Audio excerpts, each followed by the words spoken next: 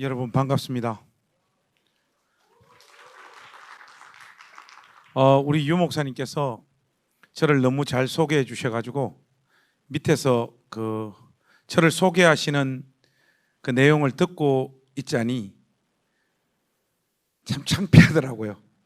제가 우리 유 목사님 소개하시는 그 정도 인간은 안 되고, 근데 우리 목양교회 설교하러 이번이 4번째 이렇게 오게 됐습니다. 아마 제가 외부에 설교하러 갔던 교회 중에 이 교회가 제일 많이 이렇게 초청돼서 오는 것 같습니다. 이것은 여러분하고 저하고 좀 잘 맞다는 거. 그래서 오늘 또 하나님께서 우리에게 주신 이 말씀 가운데 여러분 영혼에 큰 은혜가 되시기를 주님의 이름으로 축복합니다. 성격 자체가 사경회니까 하나님 말씀을 여러분들하고 오늘 좀 꼼꼼하게 이렇게 살펴가면서 오늘 말씀 나누기를 원합니다. 여러분들 혹시 토니 모리슨이라고 아세요? 이분은 미국의 흑인 여류 작가예요. 노벨 문학상까지 타신 유명한 분인데, 이분이 쓰신 주저가 뭔가 하면 빌러브드라고 하는 책이에요. 이 책은 흑인 여성 노예가 백인 농장주로부터 삶과 인생과 자신의 몸까지 완전히 착취당하는 내용들을 생생하게 묘사하고 있는 책입니다. 이 책을 읽다 보면 엄청 열을 받게 돼 있어요. 저도 이 책을 읽다가 제일 열을 받았던 장면이 뭔가 하면 흑인 여성 노예의 가슴에서 젖을 짜가지고 그걸 담아가지고 백인 아이의 간식으로 주는 장면이 나와요. 이것은 하나님 형상대로 지음받은 인간을 짐승 취급하는 거잖아요. 이런 내용들 뿐만 아니라 백인 농장주의 성적인 욕구와 욕망들을 그냥 가차 없이 흑인 여성 노예를 통하여 배설하고 배출하는, 굉장히 읽다 보면 기분이 더러워지는 이런 내용들도 가감없이 표현되어져 있습니다. 무엇보다 제일 고통스러운 것은 아침에 일어나서 밤에 잠들 때까지 이 한 인간에게 가해지는 노동의 강도, 이 노동의 강도가 상상을 초월합니다. 한 인간이 감당할 수 없을 만큼의 고통스러운 일상들을 매일매일 마주해야 되는 현실이 흑인 여성 노예를 찾아온다고요. 견디다 이 흑인 여성 노예가 그 상황을 견디지 못하고 탈출을 감행합니다. 탈출을 감행할 때 어떤 과정과 경로를 통해서 그 아이가 이 흑인 여성 노예의 딸이 되었는지는 몰라도 깐난쟁이가 한 명 있었어요. 이 깐난쟁이를 등에 들쳐 업고 탈출을 감행해요. 처음에는 들키지 않아서 이 탈출에 성공하는 것 같았는데 인원 점검도 하고 농장 안에서 이렇게 저렇게 체크하다 보니까 흑인 여성 노예가 도망을 갔다는 걸 알게 되죠. 사람들을 동원해 가지고 이 흑인 여성 노예를 추적해 들어가는데 점점 그 도망간 거리들이 좁혀지기 시작을 해요. 직감적으로 이 여성 노예가 내가 더 이상은 도망갈 수 없겠구나 직감합니다. 했을 때 이 흑인 여성 노예가 어떤 판단을 내리는가 하면 등에 업고 있었던 아기를 앞쪽 가슴 쪽으로 이렇게 안아서 도망갈 때 혹시나 도움이 될까 싶어서 준비했던 호신용 톱, 이 톱을 가지고 깐난장이 아이의 목을 따버려요. 엄마가 직접.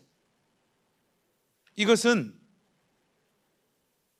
이 흑인 꼬마가 성장해서 소녀가 되고 숙녀가 되고 또 성인 여성 노예로서의 삶을 살 때 어미인 자기 자신이 경험했던 그 삶을 고스란히 받아낼 수밖에 없을 것이다. 자기가 겪었던 그 삶의 현실을 아기에게 물려주지 않기 위해서 아기의 목을 베어버린단 말이죠. 이 아기의 목을 벨 때 토니 모리슨이 묘사하고 있는 구절을 제가 몇 개 뽑아왔습니다. 이 구절 여러분들에게 잠깐 좀 읽어드릴게요. 그 톱니를 작은 턱 아래서 끌어당기기 위해 얼마나 독한 마음을 먹어야 했는지, 기름처럼 아기의 피가 펌프처럼 솟아나오는 느낌이 어땠는지, 아기 머리가 제자리에 붙어 있게 하기 위해 손으로 받치고 있던 심정이 어떠했는지, 통통하고 생명이 붙어 달콤하던 그 사랑하는 목을 뒤흔들던 죽음의 경련을 조금이라도 들어주기 위해 그 애를 꼭 껴안고 있던 마음이 어땠는지, 그걸 사람들은 모른다. 이렇게 묘사하고 있습니다. 어미로서 자기 깐난장이 아기의 목을 베어버리는 이 어미의 판단을 향하여 우리가 욕을 할 수 있겠습니까? 사람이라고 하는 존재는 우리가 생각하는 것보다 훨씬 연약해요. 많은 설교자들이 한 인생에게 고난이 닥치면, 믿음으로 그 고난을 극복하고 이겨내게 되어지면 더 큰 깨달음과 또 성숙이 일어난다라고 말을 합니다. 이거는 분명히 성경에서 말하고 있는 내용이기 때문에 우리가 인정할 수밖에 없는 진술입니다. 그러나 여러분, 고난이 한 사람에게 닥쳤을 때 그 고난을 통과해서 믿음으로 이기는 사람들은 얼마 없다라는 사실을 여러분들이 기억하셔야 돼요. 여러분들 삶 가운데 있었던 고난을 여러분들이 능력 있게 믿음으로 통과한 이유는 여러분이 믿음이 좋기 때문이 아닙니다. 그 고난이 별게 아니었기 때문에 그래요. 또 굳이 한 가지의 이유를 더 갖다 붙이자면 그 고난이 일회성으로 끝났기 때문에 그렇습니다. 고난이 계속해서 반복되어지고 매일매일 찾아오기 시작을 하면요, 이런 종류의 고난을 믿음으로 겪어내고 이겨내는 사람들은 참으로 드뭅니다. 저도 목회자로서 한 교회를 목양하다 보면 고난이 한 번, 두 번 찾아왔을 때는 기도도 하고 또 신앙적인 마음으로 그 상황을 잘 대응을 하는데, 이 고난이 전혀 끝날 기미가 보이지 않거나 이 고난의 강도가 점점 강해질 때 대부분의 신자들이 나가 떨어지는, 심지어 신앙까지 버려버리는 모습들을 수도 없이 목격했습니다. 오늘 저는 여러분들과 함께 다윗의 삶을 나누기를 원하는데, 이 다윗의 인생이 어떤 인생이었습니까?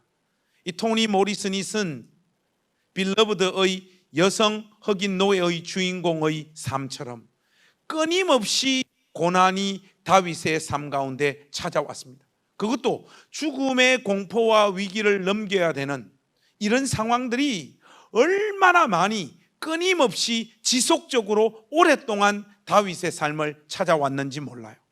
그런데 다윗은 이 모든 삶을 다 통과하고 믿음으로 그 상황을 이겨내고 하나님의 언약의 나라의 왕으로 등극하는 그 영광의 주인공이 되어지는 것을 우리가 볼 수 있는데, 그렇다면 다윗이 과연 무슨 힘과 무슨 능력과 무슨 비결과 어떤 일이 있었기 때문에 이 끊임없이 오랫동안 반복되어지는 이 고난을 통과하며 이겨낼 수 있었을까요? 저는 오늘 여러분들과 함께 그런 부분들을 좀 나누기를 원합니다. 다윗의 삶을 여러분 추적해 들어가면 오늘 우리가 읽은 이 본문 말씀을 통해서만은 다윗이 이 수많은 위기의 상황을 극복하고 이겨낸 이유와 비결을 알 수가 없습니다. 이걸 우리가 꼼꼼하게 좀 확인하기 위해서는 사무엘상 19장에서부터 다윗의 삶을 쭉 한번 살펴봐야 되는데, 저하고 지금부터 그 말씀을 쭉 살펴볼 때 여러분, 다윗의 삶 가운데 나타나고 있는 어떤 하나의 패턴이 있습니다. 이 패턴을 여러분들이 딱 붙잡아야 됩니다. 이 패턴 때문에 다윗은 수많은 강도 높은 지속적인 고난 앞에서도 무너지지 않고 끝까지 믿음으로 승리했던 거예요. 그래서 여러분 19장에서 보면 본격적으로 사울이 다윗을 죽이려고 이 모양 저 모양으로 공격하고 괴롭히는 장면이 본격적으로 나타납니다. 위기를 겪고 난 다음에 여러분 성경을 한번 열어보십시오. 사무엘상 20장 우리 한번 가보겠습니다. 사무엘상 20장 15절 말씀과 16절 말씀 일단 우리가 소리내서 한번 같이 읽었으면 좋겠습니다. 이 온라인으로 함께하고 계시는 우리 청년부 모든 가족들도 집에서 같이 말씀을 찾아주시면 감사하겠습니다. 이게 이제 첫 번째 패턴이 등장하는 장면인데 이 앞에서부터 중요합니다. 15절 16절 우리 같이 한번 읽겠습니다. 시작. 여호와께서 너 다윗의 대적들을 지면에서 다 끊어버리신 때에도 너는 내 인자함을 내 집에서 영원히 끊어버리지 말라 하고 이에 요나단이 다윗의 집과 언약하기를 여호와께서는 다윗의 대적들을 치실지어다 하니라. 여러분 22절로 내려오셔서 22절 말씀 또 우리 한번 같이 읽어봅시다. 시작. 만일 아이에게 이르기를 보라 화살이 내 앞쪽에 있다 하거든 내 길을 가라 여호와께서 너를 보내셨음이니라. 여러분 지금 여기서 어떤 패턴이 등장하고 있습니까? 사울로 말미암아 다윗이 죽음의 위기를 벗어나자마자 하나님께서는 요나단을 다윗에게 보내가지고 지금부터 본격화되어질 다윗의 고난의 행군의 초입의 장면에서 하나님 말씀과 하나님의 약속으로 다윗을 위로하고 힘주는 내용이 등장하는 거예요. 이게 중요한 공식이고 중요한 패턴입니다.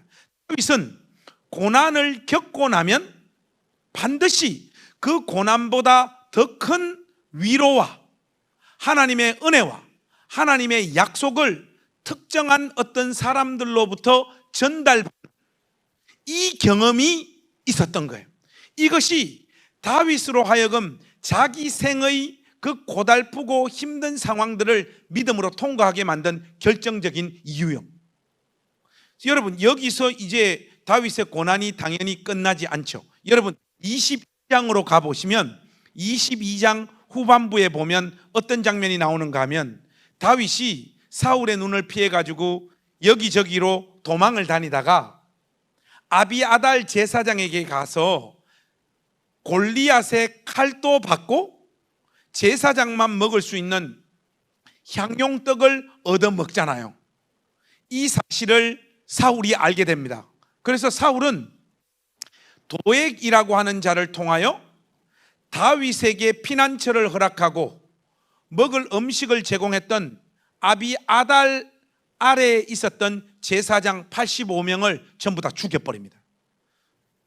이것은 다윗을 향한 직접적인 공격은 아니지만 다윗을 도와준 자들을 죽인 것이니까 간접적으로 보면 다윗을 향한 공격이 될 수 있고 다윗을 향한 위협이 될 수 있는 사건이죠. 이 내용이 22장에 나오는데 23장에는 여러분 어떤 내용이 나오는가 하면 다윗이 자기가 살던 이 유다 땅, 이 유대 땅은 사울의 공격을 피해 가지고 여기저기로 도망 다니려고 하니까 그 장소가 너무 협소해요. 그래서 도저히 더 이상 도망 다닐 곳이 없다라고 판단한 다윗이 이방 나라였던 모압 땅으로 도망을 갑니다. 거기는 사울의 통치 영역이 미치는 곳이 아니기 때문에 목숨만은 지킬 수 있을 것이라고 판단을 했던 것이죠. 그런데 하나님께서 가선지자를 보내가지고 네가 어떻게 너의 힘과 능력과 지혜로 너의 목숨을 지키려고 이런 짓을 감행하느냐. 하나님께서 친히 통치하시고 하나님이 왕이 되신 언약의 땅 유다로 당장 돌아가라, 이 메시지를 갓 선지자를 통하여 전달해 주시죠. 이 메시지를 듣고 다윗이 유다 땅으로 돌아와요. 근데 조금 전에 여러분들에게 말씀드렸다시피 유다 땅은요, 영토의 크기가 어느 정도 되는가 하면 우리나라의 강원도 땅보다 더 작아요. 이 말은 무슨 말입니까? 사울이 군사들 2-3천 명 풀어가지고 붙잡아 오라고 그러면 붙잡히는 것은 시간 문제인 이런 상황에 다윗이 노출되어지는 거예요. 하루는 동굴로, 하루는 산으로, 하루는 황무지로 매일매일 죽음의 공포에 시달리면서 여기저기로 도망 다닐 수밖에 없었던 것이 다윗의 현실입니다. 그리고 다윗이 위치해 있는 곳을 사울이 알게 되어져서 그 장면을 성경이 묘사하기를 문과 문빗장이 있는 성읍에 들어갔으니 갇혔도다 라고 하는 표현이 등장합니다. 그래서 거의 사울의 손에 붙잡혀서 죽어야 되는 상황에서 하나님께서 은혜를 베푸셔서 간신히 목숨만 구하는 장면이 사무엘상 23장에 등장을 해요. 그런데 이 사건 이후에 또 어떤 일이 나타나고 있는가? 이게 중요한 거예요. 여러분 23장 15절에서 18절 한번 성경 열어보시겠습니까? 사무엘상 23장 15절에서 18절 이 중요하거든요. 우리 한번 이 말씀 같이 읽겠습니다. 시작. 다윗이 사울이 자기의 생명을 빼앗으려고 나온 것을 보았으므로 그가 십광야 수풀에 있었더니 사울의 아들 요나단이 일어나 수풀에 들어가서 다윗에게 이르러 그에게 하나님을 힘있게 의지하게 하였는데 곧 요나단이 그에게 이르기를 두려워하지 말라. 내 아버지 사울의 손이 내게 미치지 못할 것이요 너는 이스라엘 왕이 되고 나는 내 다음이 될 것을 내 아버지 사울도 안다 하니라. 여러분 한번 보십시오. 이 위기 상황을 겪고 난 다음에 하나님은 이번에도 요나단을 다윗에게 보내가지고 어떤 메시지를 전달합니까? 다윗 용기를 내라. 하나님을 붙잡아라. 하나님을 힘있게 의지해라. 왜냐하면 네가 우리 아버지 다음으로 이 나라의 왕이 될 것이다. 그런데 그 사실을 이미 누구도 알고 있다고요?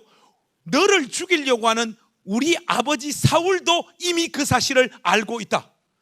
이렇게 다윗에게 이야기하므로 다윗으로 하여금 하나님께서 이루실 일이 무엇인지, 약속이 무엇인지, 다윗에게 주어진 소망이 무엇인지를 그 심령 속에 끊임없이 불러 일으키는 역할을 한다고. 이 위기가 있으면 이 위기보다 더 강력한 은혜, 위로, 소망, 약속들이 다윗에게 주어지고 있는 것을 우리가 이렇게 확인할 수 있지 않습니까? 그러나 여러분, 이 사건 이후에 다윗의 고난의 행군은 끝이 나지 않습니다. 23장 19절에서부터 29절 내용을 보면요, 10동네 사람들이 다윗이 위치해 있는 장소를 사울에게 정확하게 일러 바칩니다. 이것은 다윗이 도망 다닐 수 있는 그 어떤 경우의 수도 발생하지 않는, 이제는 붙잡혀서 죽어야 될 수밖에 없는 현실에 다윗이 노출되어지는 장면이죠. 실질적으로 사울은 군사들을 이끌고 10동네 사람들이 가르쳐줬던 정확하게 다윗이 숨어 있던 장소로 쳐들어갑니다. 그런데 여러분, 이때 어떤 일이 벌어집니까? 유다 땅에 블레셋이 쳐들어와요. 바로 다윗 코앞에까지 왔던 사울이 그 나라에 전쟁이 났기 때문에 도로 백을 해가지고 블레셋과 전쟁을 하러 떠납니다. 이것 때문에 다윗이 자기의 목숨을 건지게 돼요. 하나님께서 개입하신, 다윗을 살리기 위하여 개입하신 사건이 틀림없죠. 이렇게 하나님은 다윗을 하나님 자신의 생명사계 안에 감싸 안아서 끝까지 보호하고 지키십니다. 블레셋과의 전쟁을 수습하고 난 다음 사울은 편히 쉬지 않습니다. 정확하게 다윗이 있는 장소로 다시 군사들을 이끌고 잡으러 들어와요. 이때 다윗이 어디에 있었는가 하면 그 10동네 근처 어떤 동굴 안에 몸을 숨기고 있었어요. 근데 여기서 재미나는 표현이 있습니다. 여러분 24장 3절 한번 보시겠습니까? 24장 3절. 여기 보니까 2절부터 제가 읽을게요. 여러분들 눈으로 따라오십시오. 사울이 온 이스라엘에서 택한 사람 3,000명을 거느리고 다윗과 그의 사람들을 찾으러 덜염소 바위로 갈새 길가 양의 우리에 이른즉 굴이 있는지라 사울이 뒤를 보러 들어가니라. 다윗과 그의 사람들이 그 굴 깊은 곳에 있더니, 여러분 3절 말씀 보면 사울이 동굴 안에 왜 들어간다고 말하고 있죠? 뒤를 보러 들어갔다고 했잖아요. 이 뒤를 보러 들어갔다, 이 뭔 말일까? 영어 성경을 찾아보니까 relieve him이에요. 자기 자신을 완화시키기 위해서, 자기 자신을 좀 편안하게 해주기 위해서 갔다는 거예요. 이게 뭔 말인가 하면 똥 싸러 들어간 거예요. 용변이 급해가지고 동굴 안으로 들어갔는데 그 동굴 안에 누가 숨어 있습니까? 다윗이 숨어 있었던 거예요. 그런데 여러분 이 상황을 한번 보십시오. 고대 사회 때 수세식 화장실이 어디 있어요 여러분? 당연히 없죠. 동굴 안에 들어가서 쪼그리고 앉아서 일을 보는 사울의 모습을 한번 생각해 보십시오. 그런데 바로 그 사울의 모습 뒤에 누가 있습니까? 다윗이 있습니다. 무엇을 의미합니까? 다윗이 마음 먹고 작정만 하면 사울의 목을 바로 베어버릴 수 있는 상황이 연출되어진 거예요. 그런데 다윗은 하나님께서 기름 부음을 허락하셔서 이 나라의 왕으로 세운 사울의 목을 베지 못합니다. 믿음으로 이 상황을 인내하며 자기의 대적이며 원수였던 사울의 목숨을 살려주죠. 그 바깥에 나와서 사울을 향하여 다윗이 말하지 않습니까? 왕이시여, 왜 도대체 저를 자꾸 죽이려고 하십니까? 저는 저에게 기회가 왔지만 왕을 죽이지 않았습니다 라고 이야기를 하죠. 이 이야기를 듣고 사울이 다윗을 향하여 토해놓고 있는 고백이 뭐냐? 27절에서부터 21절이에요. 여러분 24장 17절에서 21절 말씀 한번 보십시오. 다윗에게 이르되 나는 너를 학대하되 너는 나를 선대하니 너는 나보다 의롭도다. 네가 나 선대한 것을 오늘 나타냈나니 여호와께서 나를 내 손에 넘기셨으나 네가 나를 죽이지 아니하였도다. 사람이 그의 원수를 만나면 그를 평안히 가게 하겠느냐? 내가 오늘 내게 행한 일로 말미암아 여호와께서 내게 선으로 갚으시기를 원하노라. 보라, 나는 네가 반드시 왕이 될 것을 알고 이스라엘 나라가 내 손에 견고히 설 것을 아노니 그런즉 너는 내 후손을 끊지 아니하며 내 아버지의 집에서 내 이름을 멸하지 아니할 것을 이제 여호와의 이름으로 내게 맹세하라 하니라. 다윗이 이번에도 죽음의 위기를 겪고 나타나는 하나의 패턴이 뭡니까? 이번에는 요나단이 아니에요. 자기의 대적이었던 사울로부터 직접 어떤 이야기를 듣습니까? 네가 이 나라의 왕이 될 것이라. 설교 시간에 욕하면 안 되는데 갑자기 막 욕을 하고 싶어져요. 뭐 이런 새끼가 다 있어요? 사울과 같은 어떻게 이런 인간이 다 있냐고요. 제가 왜 이렇게 격한 단어를 쓰는가 하면 이렇게 17절과 20절에 보시면 사울이 직접 다윗이 왕이 될 것을 고백하고 있잖아요. 그리고 19절과 20절은 하나님께서 바로 그 일을 성취하고 이룰 것이라고 이야기하잖아요. 그리고 실질적으로 사울의 이 말은 그대로 성취되고 이루어지지 않습니까? 이번에도 죽음의 자리까지 내몰리고 난 다음에는 영락없이 하나님의 약속과 다윗의 신분에 대한 예언들이 등장해서 이 고통스러운 고난의 행군을 견딜 수 있는 힘이 다윗에게 전달되어지고 있는 거죠. 그런데 사울은 왜 이상한 놈이냐?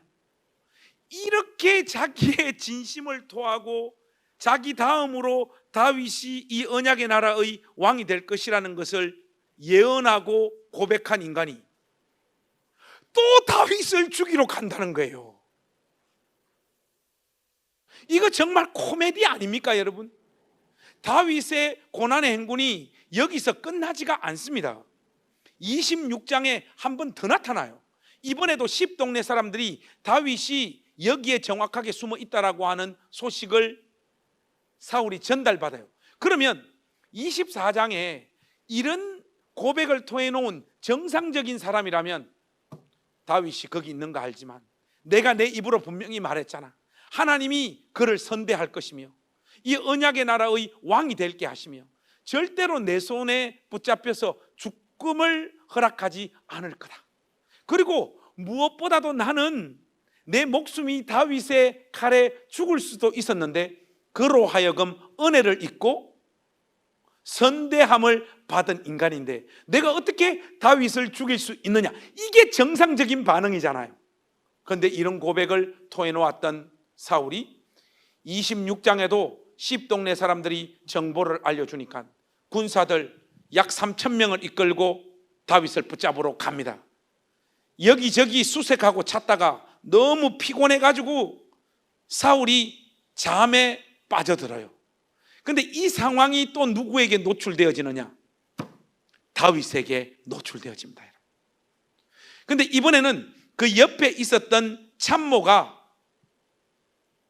하나님께서 주신 기회니까 어서 사울의 목을 따십시오, 그렇게 이야기를 하는데도 이번에도 다윗이 이를 악물고 그 상황을 참아내고 견뎌냅니다.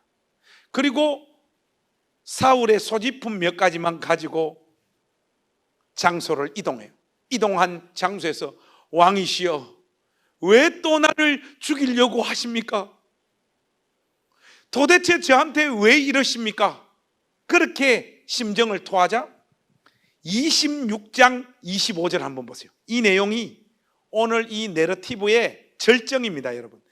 26장 25절에 보니까 여러분 이 말씀 우리 같이 한번 읽어보실까요? 시작. 이르되 내 아들 다윗아, 내게 복이 있을지로다.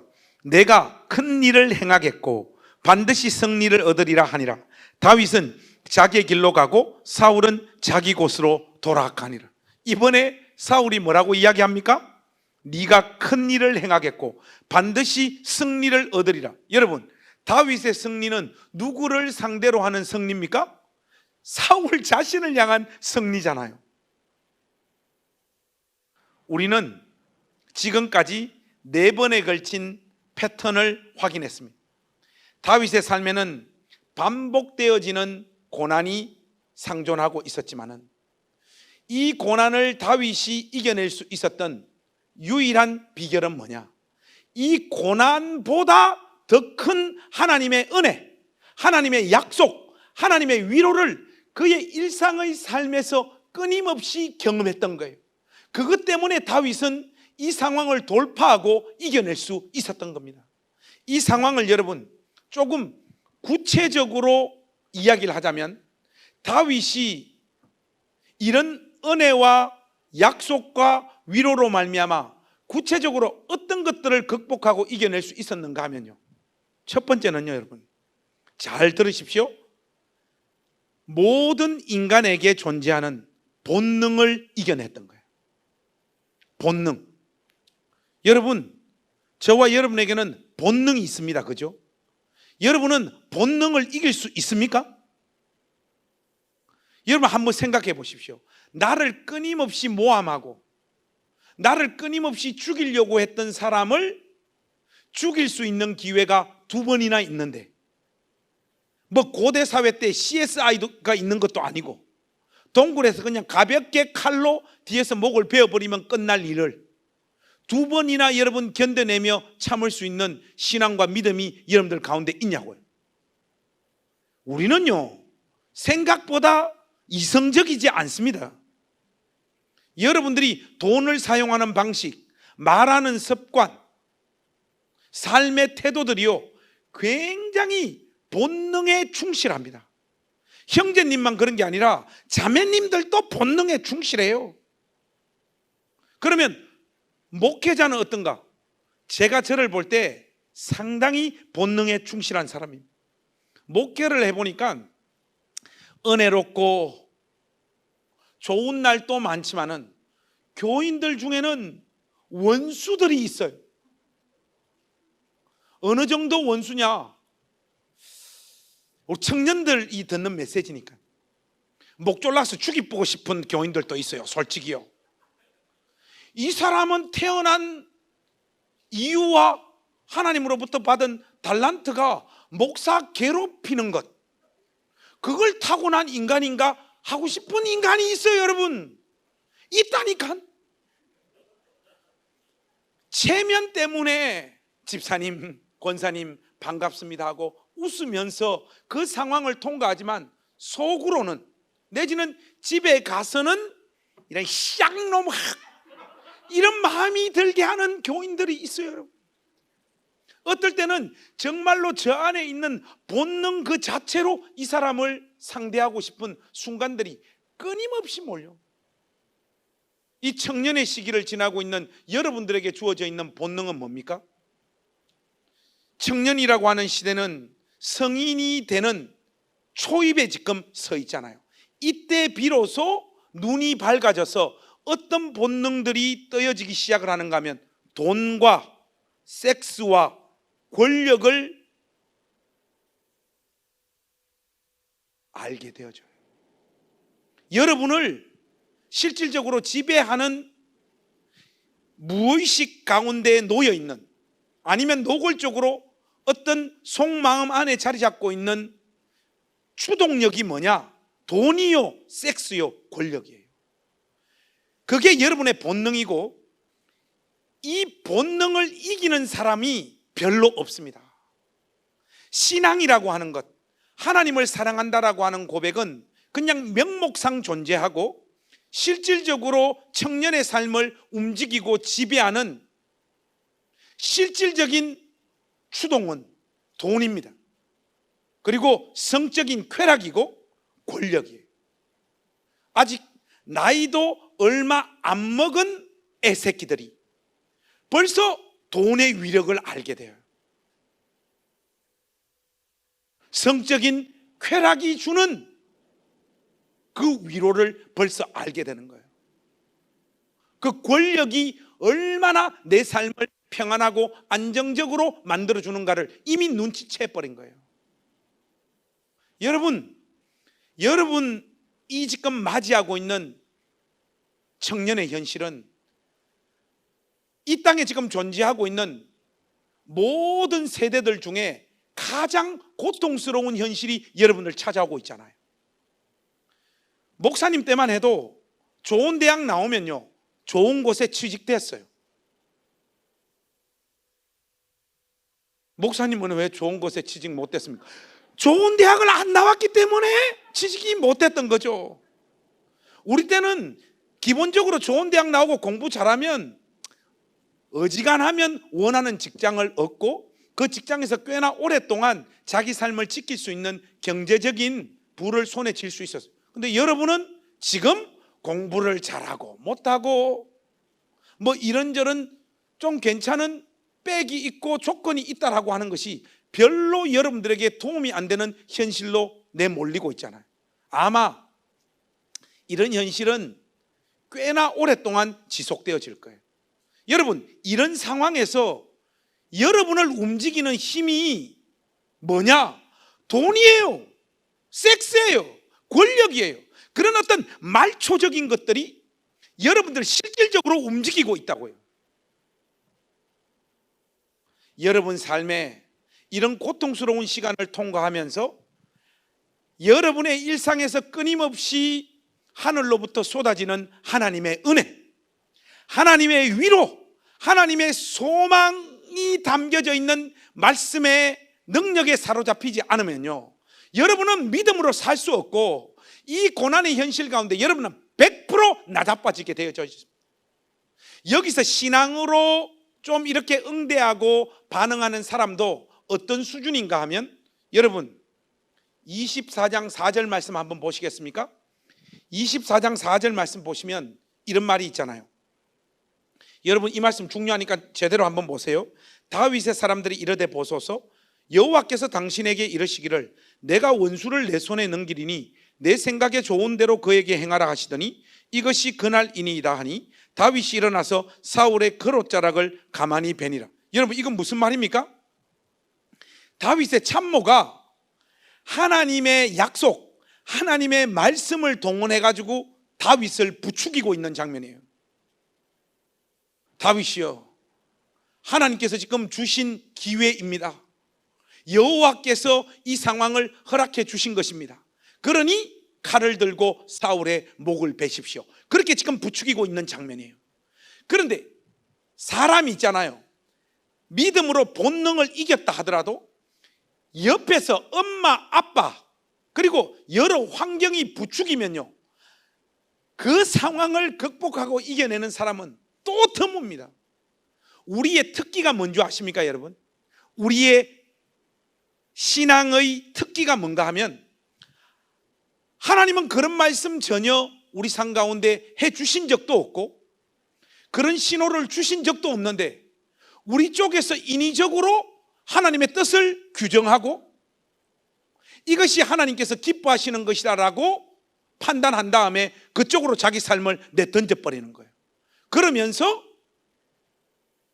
하나님 말씀이나 기도 가운데 하나님께서 이런 감동을 주셔서 내가 이 삶을 선택했다라고 자기 삶을 정당화하는 것, 이게요, 우리 안에, 우리의 신앙 안에 담겨져 있는 가장 악질적이고 더러운 본능이에요.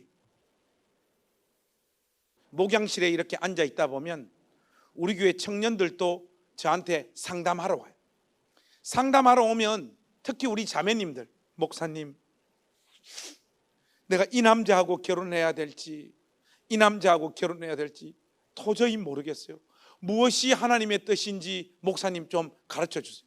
그럼 저는 속으로 어떤 생각이 드는가 하면, 네 좋아하는 사람하고 결혼하면 그게 하나님의 뜻이지 왜 나를 찾아와가지고 나를 괴롭히냐. 근데 목사가 말을 직접 그렇게 하면 안 되잖아요.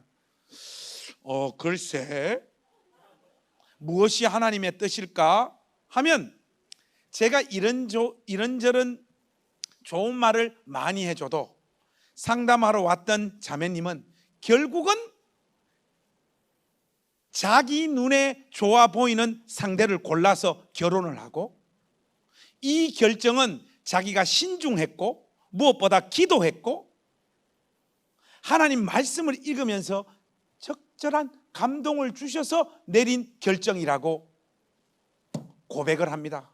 고백을 한 다음 심지어 간증까지 합니다. 근데 알고 보니까 왜 이 인간하고 결혼했느냐? 삼성전자 직원이야.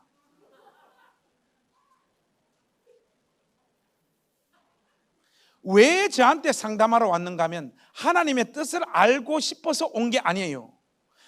목사를 통하여 자기가 결정하고 싶은 일이 하나님의 뜻이니 편안하게 그 사람하고 결혼하라라고 하는 자기 뜻을 목사를 통하여 확인받고 싶어서 온 거예요.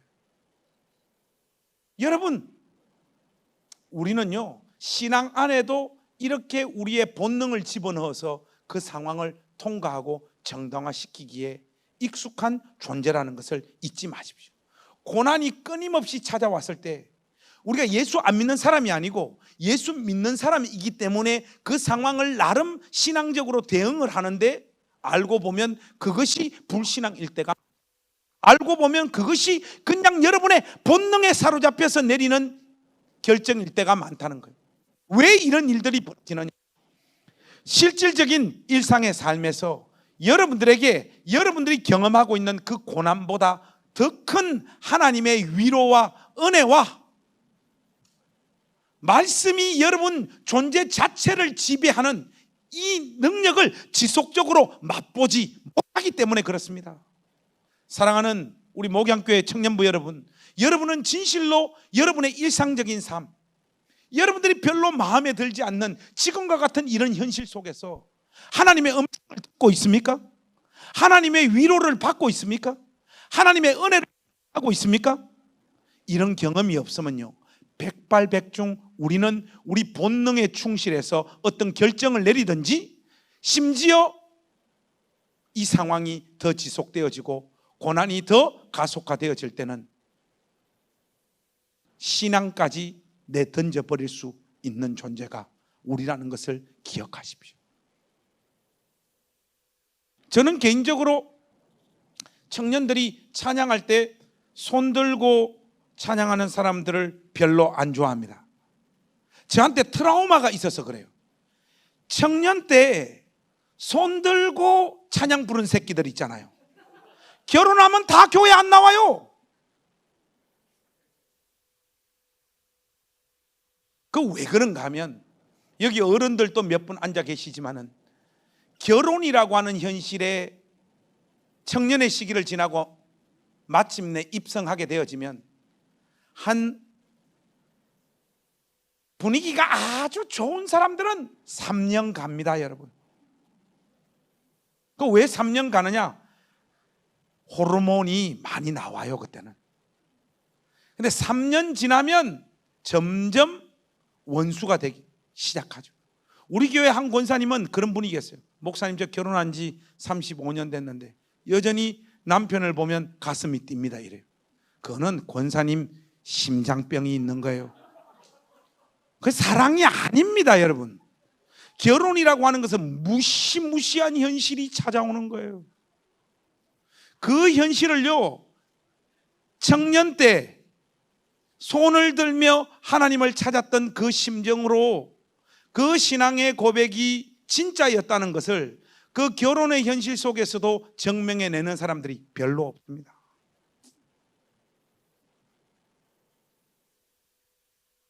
그 결혼이라고 하는 그 무시무시한 현실 속에 부어지는 하나님의 실질적인 은혜, 위로, 소망의 말씀의 능력을 맛보지 못하면요, 우리는 전부 다 본능에 사로잡히거나 우리 신앙을 버리거나 자포자기하는 자리로 떨어질 수밖에 없는 가련한 존재가 저와 여러분임을 하나님 앞에서 솔직하게 고백하십시오.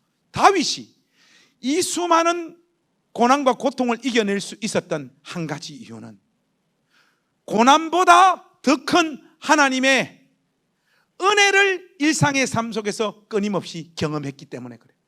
그런데 여러분, 조금 전에도 우리가 확인했듯이 사울의 인생은 말 그대로 감상에 빠진 인생이었습니다. 자기 입으로 다윗을 축복하고 자기 다음으로 이스라엘의 왕이 될 것이라고 그렇게 고백을 토해놓았던 이 사울이 24장 16절에 보면요, 진짜 어처구니 없는 말씀이 하나 나와 있어요. 16절 말씀에 보시면 24장 16절, 자, 이게 결론부니까 우리 한번 같이 읽어보실까요? 시작. 다윗이 사울에게 이같이 말하기를 마침에 사울이 이르되 내 아들 다윗아, 이것이 내 목소리냐고 소리를 높여 울며. 이게 뭔가 하면 다윗이 자기를 죽일 수 있었지만 죽이지 않은 사실을 알고 사울이 다윗을 향하여 고마워서 지금 울면서 이야기하는 거예요. 나는 너를 죽이려고 했는데 너는 나를 살려줬구나 하면서 펑펑 울어요. 이렇게 쳐 울고 또 죽이러 간단 말입니다. 여러분, 이게 뭘 말합니까? 하나님의 은혜가 없는 사람도요, 하나님이 형상대로 지음받은 인간이기 때문에 기본적인 판단력과 지적인 능력과 무엇을 하는 게 맞고 무엇을 해서는 안 된다라고 하는 판단력이 정확하게 있단 말이에요. 사울에게 그게 있었습니다, 여러분. 중요한 것은 뭡니까? 이 사람의 인생에 하나님의 은혜가 없다 보니까 자기가 옳다라고 생각한 대로 자기가 해서는 안 된다라고 확신하고 있는 일도 그대로 살아내지 못한다는 거예요. 여러분들이 이건 해야 되고 해서는 안 된다라고 생각하는 거, 그것대로 여러분들이 의지력을 동원해 가지고 그거대로 살 수 있는 힘과 능력이 여러분들 가운데 있습니까? 없습니다. 제가 지난번에 여러분들에게 올 때는 지금보다는 돼지였잖아요. 그때보다 제가 지금 달리기를 내가 한 7kg 정도 뺐거든요. 그러면 오늘 저녁에 가서 난 절대로 오늘만은 라면을 안 처먹을 거야, 오늘 먹으면 나는 인간이 아니다 하는데 꼭 그런 날은 가면 우리 아들이 쳐드시고 계세요. 아버지 한 젓가락 콜? 이러면 못 이겨요, 여러분. 우리가 우리 인생의 중요한 문제 앞에서도 똑같이 그렇단 말이에요. 분명히 내가 이건 해야 되고 해서는 안 되는 거다라고 알고 있는데도 그렇게 사라지지 않았던 인생이 누구냐? 감상에 사로잡혀 있었던, 눈물을 펑펑 쏟으면서 진심을 토해놓았던 사울의 현실이었단 말이에요. 여러분, 우리도 똑같습니다. 우리 삶 가운데 하나님의 위로와 은혜를 구체적으로 날마다 경험하지 않으면요, 이런 상황을 견뎌낼 수 힘도 없을 뿐만 아니라 결국은 우리는 한 번씩 문득문득 설교하고 기도하고 찬양 드리면서 눈물을 흘릴 수도 있고 마음 가운데 이런저런 감동이 찾아올지는 몰라도 그건 그때뿐이고, 무엇이 하나님을 기쁘시게 하는 일이며 하나님을 슬프게 하는 일이라는 것을 뻔히 알면서도 그 삶대로 살 수 없는 자리에 서게 되어진다. 사랑하는 우리 목양교회 청년부 여러분, 하나님의 은혜를 붙잡으십시오. 이것보다 여러분 인생에 중요한 일이 없습니다. 여러분, 혹시 제가 그 다니엘 기도회에 나와서 그 설교하고 간증했던 그 영상 보신 분이 있으세요? 여기 한 분 계시네요. 저분만이 목양교회 알고 계십니다. 안 보신 분들은 유튜브로 들어가셔서 적어도 한 사람당 10번씩 반복해서 들을 수 있기를 바랍니다. 그거 약속해 주실 수 있죠?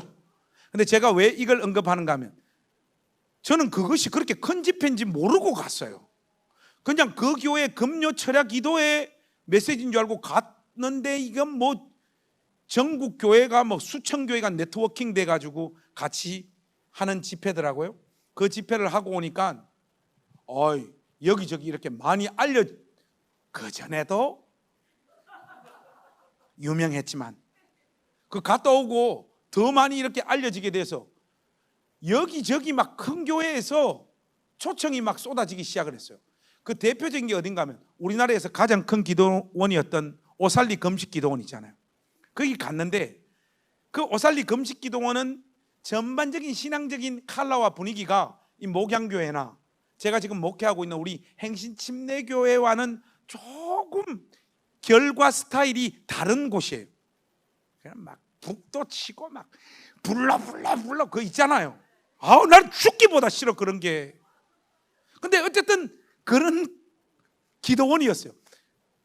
설교를 하고 빨리 이제 집에 가야 되겠다, 분위기도 나하고 좀 안 맞으니까 했더만 그 기도원에서 일하시는 목사님께서, 목사님 오늘 목사님에게 기도 받기 위해서 저 사람들이 줄 쫙 서 있다는, 이분들 위해서 기도해 주고 가시면 좋겠습니다 하는데, 하기 싫습니다. 그 말을 어떻게 합니까?